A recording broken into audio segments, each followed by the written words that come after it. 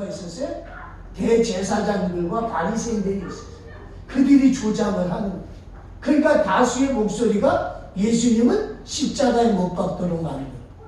그래서 소리가 우리가 볼 때 힘이 없는 것 같지만 그 소리가 또 영향을 끼치고, 또 우리는 또 뭐에 대해서 예민해? 소리에 대해서 예민하죠. 그죠? 어느 날 아침에 남편이, 우리 이제 제3청년들, 또 애인이나 남편이 오늘 당신 이쁘다 그러면은 어때요?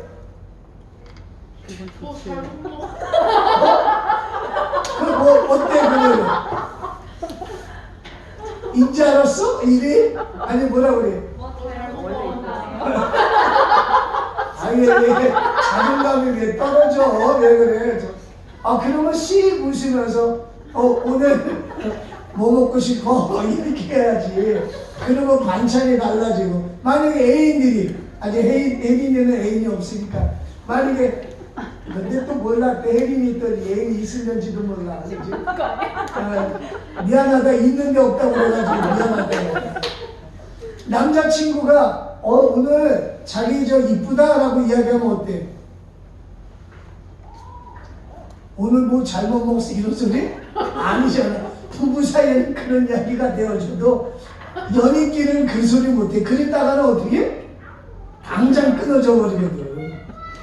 그지? 깜 석대 맞고 쫓겨나.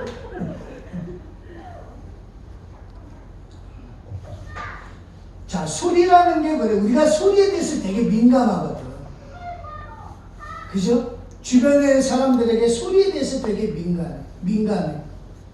그래서 부모가 나한테 하는 소리, 우리 아들 잘났어, 우리 딸 이뻐, 똑똑해, 이런 이야기에 자존감이 높아지고, 야, 너는 누구 닮아서 그러냐?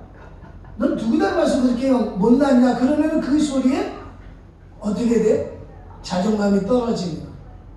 그러니까 우리가 소리가 되게 중요하거든요. 근데 세례 요한의 소리는 어떻게 돼? 어떤 소리였어요? 예수님에 대해서 이야기하는 소리. 나는 엘리야도 아니고 선지자도 아니고 나는 누구다? 나는 광야에서 외치는 자의 소리.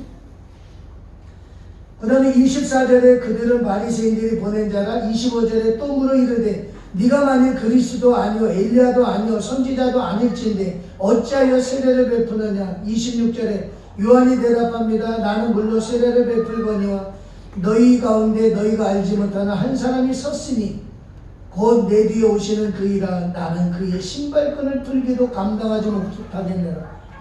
요한이 뭐라고 이야기해? 내 뒤에 오시는 분이 있는데 그분의 신발끈이라도. 여기서 말하는 신발끈은 뭐예요? 샌들. 옛날에 샌들이잖아요. 오늘날처럼 이렇게 무슨 플랫한 어떤 무슨 캠퍼스화 신고 예수님이 다니는 거 아니었거든. 그러니까 예수님이 그 샌들조차도 내가 들 수 없을 만큼 나는 예수님에 비하면 보잘것없는 존재다라는 그 이야기를 세례 요한이 하는 거예요. 자, 14페이지입니다. 자, 세례 요한에 대한 목록을 작성하십시오. 20절에 뭐라고 이야기해요? 나는 누가 아니다라고 대답을 했어요? 그리스도가 아니라고 대답을 했죠. 그 다음에 23절에 자신을 선지자, 누구의 말과 같이 주의 길을 곱게 펴라고 강에서 외치는 자의 소리라고 설명한 요한. 누구?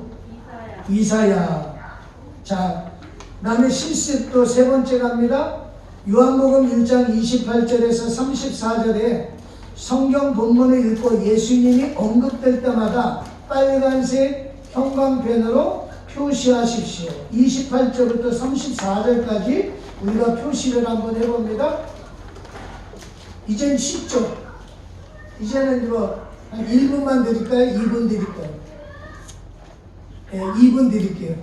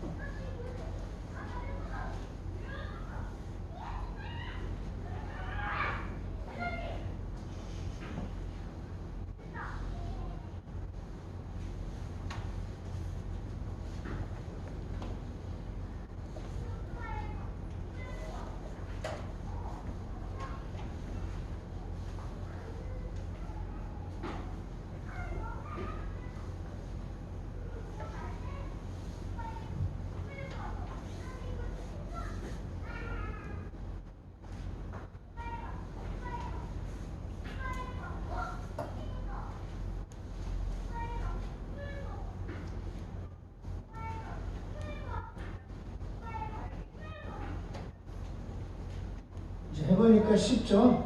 찾는 게. 자, 한번 볼까요? 자, 예수님을 또 예수님의 유사어를 찾아보는 겁니다. 28절에 이 일은 요한이 세례 베풀던 곳 요단강 건너편 베다니에서 일어난 일이라. 29절 이튿날 요한이 예수께서 자기에게 나오심을 보고 이르되 보라 세상 죄를 지고 가는 하나님의 어린 양. 예수님을 세상 죄를 지고 가는 하나님의 어린 양으로 표현하고 있습니다. 자, 30절 내가 전에 말하기를 내 뒤에 오는 사람 누구 이야기했어요? 예수님을 이야기했죠. 세례 요한이 나보다 앞선 것은 그가 나보다 먼저 계시니라. 그가 나보다 먼저 계신 분. 그 사람은 이 사람이라고 가르쳤다. 31절 나도 그를 알지 못하였으나 내가 와서 물로 세례를 베푸는 것은 그를 이스라엘에 나타내려 함이라. 예수님을 나타내기 위하여 세례 요한은 물로 세례를 베풀고 있다라는 거죠.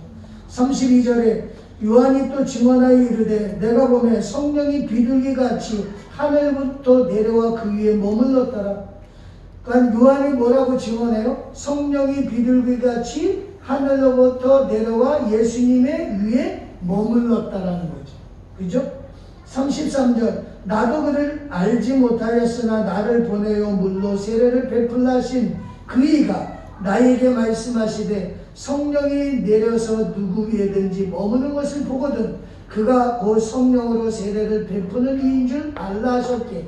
자, 세례 요한도 자기는 예수님을 알지 못했지만 나를 보내어 물로 세례를 베풀라 하신 그이가 누구예요? 하나님이죠. 하나님이 세례 요한에게 야 너는 물로 세례를 베풀어라. 만약에 성령이 누구 위에든지 머무는 거 보면 그가 바로 오실 메시아다라는 그 이야기를 하나님으로부터 들은 거예요. 자, 34절입니다. 내가 보고 그가 하나님의 아들이심을 증언하였노라. 예수님이 하나님의 아들이라고 증언하는 세례 요한을 보는 거예요. 자, 그러면은 예수님에 대하여 목록을 정해보면 29절에 세상 죄를 지고 가는 하나님의 어린 양, 31절에 요한이 이스라엘에게 나타내고자 한 분, 32절은 뭐예요? 그렇죠. 성령이 비둘기같이 하늘로부터 내려와 그 위에 머무는 예수님의 모습을 보고 33절은 뭐예요? 성령으로 세례를 베푸는 나를 보내신 이가 성령이 누구 위에 머무는 사람이 있으면 그 사람이 무엇을 베푸는 자? 성령으로 세례를 베푸는 자라고 이야기하는 세례 요한에 대해서 이야기하고 그 다음에 34절 그죠? 하나님의 아들이심을 세례 요한이 증언하게 되어집니다. 자, 그러면 이 상을 볼 때 뭐야? 예수님은 어떤 분이? 하나님의 아들이시며 그 다음에 세상 죄를 지고 가는 어린 양이시며 또한 성령이 인정하는 성령이 머무는 어떻게 보면 머문다라는 것은 충만을 우리가 이야기할 수도 있는 거고 그래서 성령이 머무르시는 분 성령이 함께 하시는 분임을 우리가 예수님의 모습을 볼 수가 있습니다. 자, 육가 원칙을 보는데요. 사건과 스토리가 등장하는 본문은 육가 원칙에 따라 본문을 관찰할 수 있어요. 우리가 옛날에 학창 시절에 배웠던 거야. 육가 원칙. 언제, 어디서, 누가, 무엇을, 어떻게, 왜 이런 어떤 내용들을 가지고 우리가 육가 원칙을 통해서 우리가 본문을 분석할 수 있어요. 자, 그러면 언제 우리가 28절부터 34절까지 보면 언제였어요? 28절에 보니까 뭐라고 되어 있어요? 언제? 요한이 세례를 베풀던 요단강 건너편. 그러니까 요한이 세례를 베풀던 때, 그죠? 맞죠? 그 다음에 29절에 보면 뭐라고 되어 있어요? 어디서? 요단강 건너편. 28절에 요단강 건너편 베다니. 이해되죠? 누가? 세례 요한이 무엇을? 예수님을 만나면서 예수님에 대해서 뭐라고 이야기하는 거예요? 예수님에 대해서 어떻게 이야기를 해? 구체적인 말로 증거를 하기 시작을 하는 거예요. 그래서 우리가 성경을 볼 때 우리가 이런 어떤 언제 어디서 누가 무엇을 어떻게 왜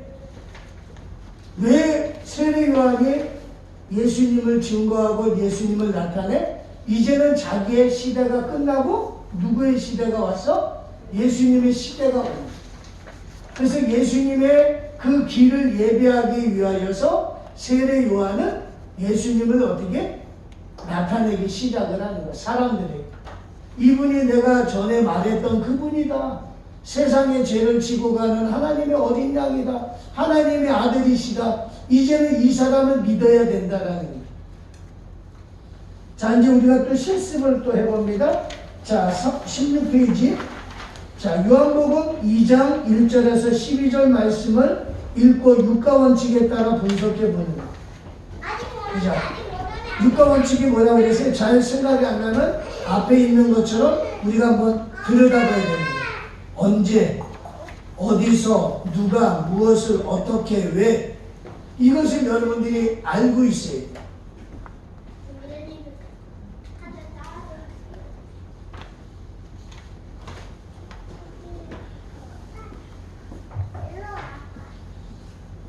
언제는 뭐예요? 시간이 되어지겠죠. 언제? 사흘째 되던 날 한번 해볼까요? 아니면 여러분들이 해보시겠어요? 여러분들이 먼저 한번 해보시고 그리고 같이 해보게요.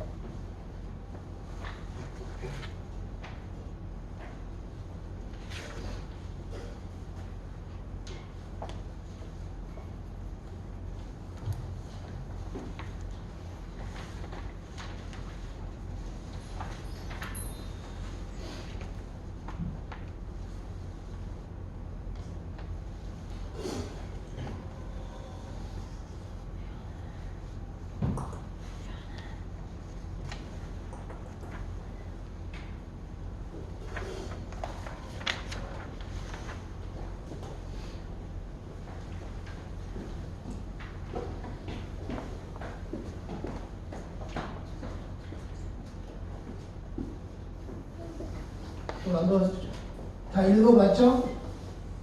자, 한번 같이 한번 읽어볼까요? 사흘째 되던 날 갈릴리 가나에 혼례가 있어 예수의 어머니도 거기 계시고 예수와 그의 제자들도 혼례 청함을 받았더니 포도주가 떨어진지라. 예수의 어머니가 예수께 이르되 저들에게 포도주가 없다 하니 예수께서 이르시되 여자여 나와 무슨 상관이 있나이까? 내 때가 아직 이르지 아니하였나이다. 그의 어머니가 하인들에게 이르되 너희에게 무슨 말씀을 하시든지 그대로 하라니라. 거기에 유대인의 정결 예식을 따라 두세 통 드는 돌 항아리 6이 놓였는지라. 예수께서 그들에게 이르시되 항아리에 물을 채우라 하신즉 아기까지 채우니 이제는 떠서 연회장에게 갖다 주라 하시매 갖다 주었더니 연회장은 물로 된 포도주를 맛보고도 어디서 났는지 알지 못하되 물돈 하인들은 알더라. 연회장이 신랑을 불러 말하되 사람마다 먼저 좋은 포도주를 내고 취한 후에 낮은 것을 내고는 그대는 지금까지 좋은 포도주를 두었도다 하니라. 예수께서 이 표적을 첫 표적을 갈릴리 가나에서 행하여 그의 영광을 나타내심에 제자들이 그를 믿으니라. 그 후에 예수께서 그의 어머니와 형제들과 제자들과 함께 가버나움으로 내려갔으나 가셨으나 거기에 여러 날 계시지는 아니하니라. 자, 배경이 어떻게 되죠? 언제예요?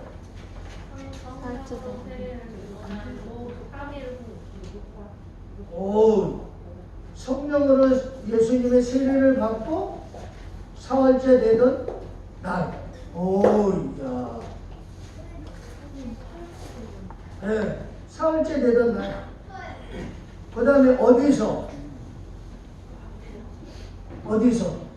가나의 혼인잔치. 네, 가나의 혼인잔치. 우리는 설교를 많이 들어서 이건 알잖아요. 가나 혼인잔치. 자, 누가? 예수님이 무엇을? 네, 물로 포도주를 어떻게? 하인들한테 물동이에 물을 채우라고. 아구까지 채우라. 그래서 해주셨다. 그래서 물로 포도주로 바꿨다. 그러면 하나님의 메시지 왜 그러셨을까? 하나님의 영광을 나타내시기 위해서. 자, 이제 여기에는 이제 성경에 없는 이야기. 자, 그러면 이 물로 포도주를 냈는데 어떤 포도주요? 엄청 좋은 포도주. 백포도주야, 저포도주요?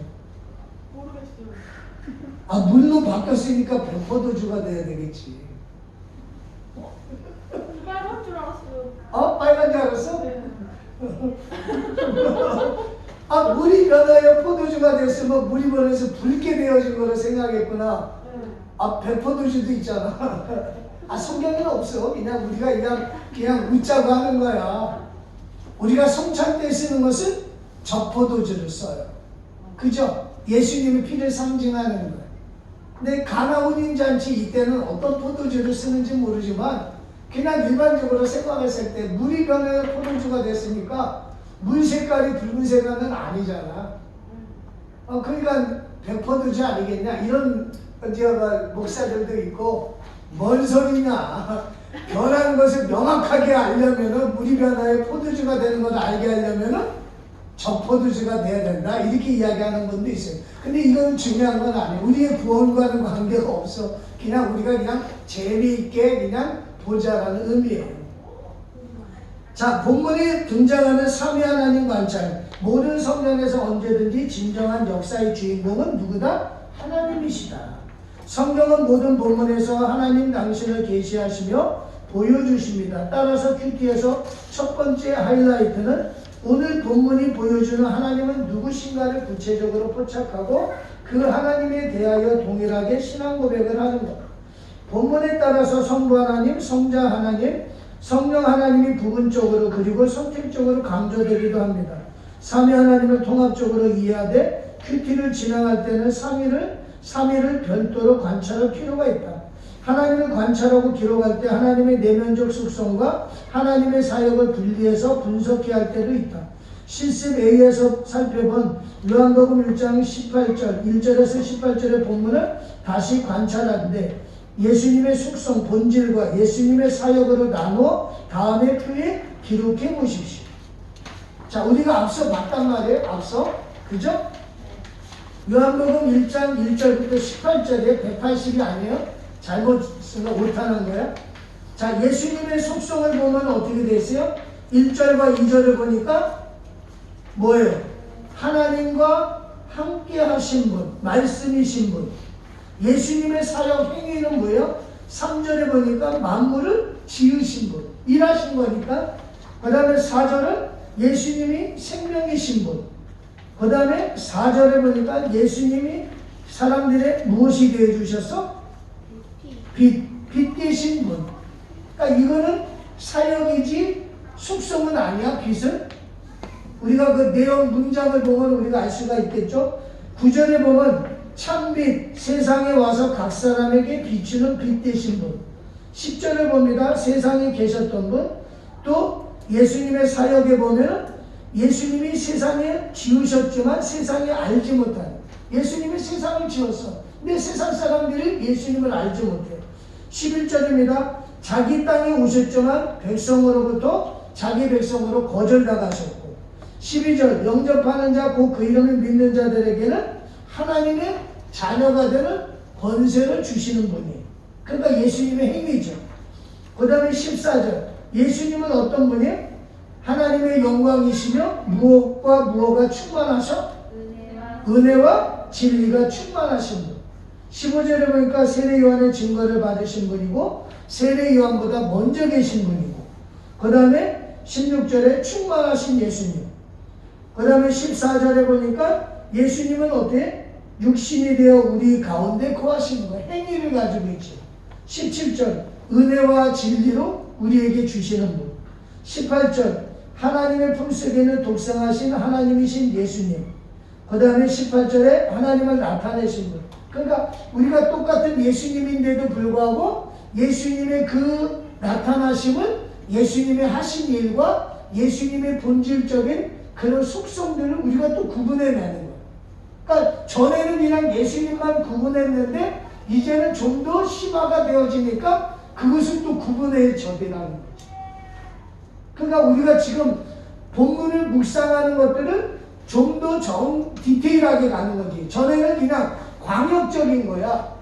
예수님은 뭐라고 표현하고 있어? 세례 요한은 어떻게 이야기하고 있어? 그런데 세례 요한이 표현한 예수님에 대해서 그러면 예수님이 어떤 분이냐, 예수님의 속성이 있고 예수님의 사역이 있는데 그것을 또 나누는 거고, 그러다 보니까 우리가 성경을 보는 그 시야가 좀 더 넓어지고 깊어진다는 거죠. 그러니까 묵상이라는 것이 단순하게 우리가 그냥 성경을 읽고 그 가운데서 내가 좋은 말씀, 야 오늘 이 말씀 진짜 죽인다 그러면서 그 말씀을 마음판에 가지고서 그냥 이렇게 읽는 것이 아니라 우리가 성경을 본문을 읽으면서 우리가 어떻게 살아야 될 것인가, 예수님이 어떤 분인가, 하나님은 예수님에 대해서 뭐라고 말씀하시나, 하나님은 우리에게 무엇이라고 말씀하신가, 내가 어떻게 살아가길 원하고 계실까, 내가 어떻게 살아가야 될까, 이런 것들을 성경 속에서 우리가 찾아서 그것을 나의 삶의 지표로 삼아가는 거예요. 자, 오늘 우리가 보면은 이제 여기를 중심으로 해서 중심 단어를 설명해 보십시오. 중심 단어가 뭐였어요? 1절부터 18절까지 보면 예수님의 본질과 예수님의 사역, 그러니까 예수님이었죠. 그 다음에 그 예수님에 대해서 우리가 본질과 사역에 대해서 우리가 작성해 나가니까 어떤 유익이 있어요? 여러분들에게 어떤 유익이 있어요? 성경을 좀 더 심화적으로 디테일하게 들여다볼 수 있는 시야가 열려지게 되더라는 거죠. 자, 3번. 지난 일주일 살면서 가장 기억남는 사건 하나를 설정하고 육가 원칙에 의해서 그 사건을 진술해 보십시오. 누구 하실 분이 있나? 제가요, 어제요, 회사를 가다가요, 한 몇 시쯤 정도 됐을 때요, 롯데마트 사거리에서 갑자기 들어오는 어느 차량으로 인해가지고요, 급정거를 했는데요, 그 사람 때문에 갑자기 내 안에서 화가 치밀어 올라서 창문을 내리고 야! 야! 우리가 러시아 말로 이 시몬의 새끼 이러면서 이렇게 이야기하다가 그 사람이랑 언성을 높여가지고 이랬어요. 그리고 그냥 잘 해결이 되어졌는데 내가 곰곰이 생각해보니까 참 믿는 사람으로서 참 이게 올바른 어떤 모습의 행동이 아닌 것 같아서 내가 다음부터는 좀 양보하고 이해하고 배려하는 어떤 모습으로 내가 운전을 해야 되겠다. 이런 등등의 어떤 그런 육가 원칙, 언제 어디서 누가 무엇을 어떻게 왜, 그래서 왜를 통해서 하나님이 나에게 하시는 말씀, 왜 이 사건을 통해서 나에게 하시는 말씀이 무엇일까, 이런 것들을 우리가 한번 찾아가 보는 거예요. 그러면서 내 삶을 자꾸 들여다봐요. 그래서 내 삶에 있어서 좀 부족한 것, 연약한 부분, 모자라는 부분들을 찾아내서 그거를 보완을 하고, 그렇게 되어질 때 우리의 신앙은 좀 더 견고해져 가는 거예요.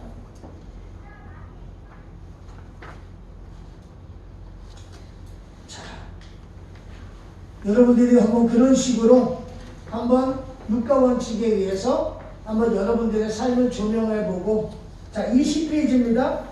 말씀을 어떻게 묵상하고 적용할 수 있을까요? 디모데후서 3장 16, 17절 모든 성경은 하나님의 감동으로 된 것으로 교훈과 책망과 바르게 함과 의로 교육하기에 유익하니 이는 하나님의 사람으로 온전하게 하며 모든 선한 일을 행할 능력을 갖추게 하려 합니다. 자, 묵상이라는 것은 우리가 히브리어로 하가, 시아프라고 이야기했어요. 하가는 중얼거림, 수고, 궁리, 깊이 생각함의 의미. 시아프는 하나님의 행위와 말씀을 조용하게 성찰하는 것. 둘째로 하나님의 역사를 크게 말하는데 묘사하고 있다.